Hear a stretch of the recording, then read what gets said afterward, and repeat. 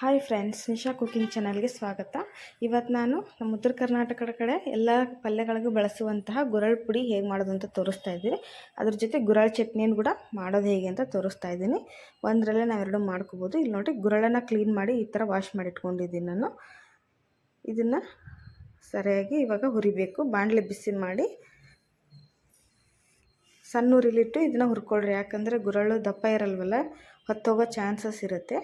ಒಂದ್ಸರಿ ಬೋಗಾಣಿ ಬಿಸಿ ಆದಮೇಲೆ ಸಣ್ಣ ಉರಿಲಿ ಇಟ್ಕೊಂಡು ಅದು ಚಿಟಪಟ ಸಿಡಿಯೋವರೆಗೂ ಚೆನ್ನಾಗಿ ಹುರ್ಕೊಳ್ರಿ. ಇದು ಒಂದು ಸರಿ ನೀವು ಪೌಡ್ರ್ ಮಾಡಿ ಇಟ್ಕೊಂಡ್ರೆ ಎಲ್ಲ ಪಲ್ಯಗಳಿಗೂ ನೀವು ಇದನ್ನು ಯೂಸ್ ಮಾಡ್ಬೋದು. ಮಾಮೂಲಾಗಿ ನಾವು ವಿಡಿಯೋಗಳಲ್ಲೇ ನೋಡ್ತಿರ್ಬೋದು ನೀವು. ಎಲ್ಲ ಪಲ್ಯಗಳಿಗೂ ನಾವು ಗುರಳ್ ಪುಡಿನ ಯೂಸ್ ಮಾಡ್ತೀವಿ. ಹಾಗೆ ನೀವು ಕೂಡ ಇದನ್ನು ಮಾಡ್ಕೊಂಡು ನೋಡಿರಿ, ತುಂಬ ಚೆನ್ನಾಗಿರುತ್ತೆ, ಕ್ವಿಕ್ಕಾಗಿ ಆಗುತ್ತೆ ಪುಡಿ. ನೋಡಿರಿ, ಈ ಥರ ಹುರಿದು ಇಟ್ಕೊಂಡಿದ್ದೀನಿ. ನೋಡ್ತಿರ್ಬೋದು ನೀವು, ಚಿಟಪಟ ಅಂತ ಸಿಡಿಯೋಕ್ಕೆ ಸ್ಟಾರ್ಟ್ ಆಗುತ್ತೆ.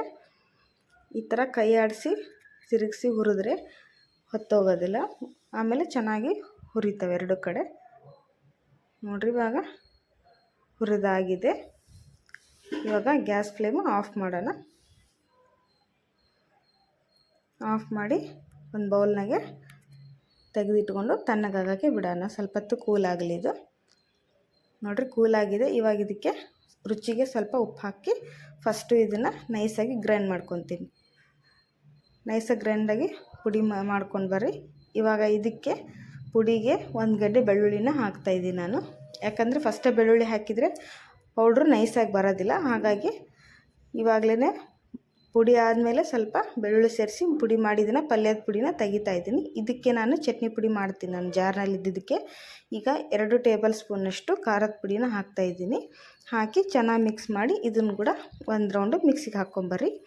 ಇದು ರೈಸ್ ಜೊತೆಗೆ, ಚಪಾತಿ ಪಲ್ಯ ಜೊತೆಗೆ ಚೆನ್ನಾಗಿರುತ್ತೆ. ಇದ್ರ ಜೊತೆ ನಾವು ಮೊಸರು ಮಿಕ್ಸ್ ಮಾಡ್ಕೊಂಡು ತಿಂದರೆ ಸೂಪರಾಗಿರುತ್ತೆ. ನೋಡಿರಿ, ಗುರಳ್ ಚಟ್ನಿ ಪುಡಿ ರೆಡಿಯಾಗಿದೆ. ಇದನ್ನು ನೀವು ಬಿಸಿ ಅನ್ನದ ಜೊತೆ, ರೊಟ್ಟಿ ಎಲ್ಲದ್ರ ಜೊತೆನೂ ತಿನ್ಬೋದು. ಇದು ಪಲ್ಯಕ್ಕೆ ಹಾಕೋ ಗುರಳು ಸಪ್ಪನ ಪುಡಿ. ಇದಕ್ಕೆ ಖಾರನ ಮಿಕ್ಸ್ ಮಾಡಿಲ್ಲ, ಬೆಳ್ಳುಳ್ಳಿ ಉಪ್ಪು ಅಷ್ಟೇ ಹಾಕಿದೆ.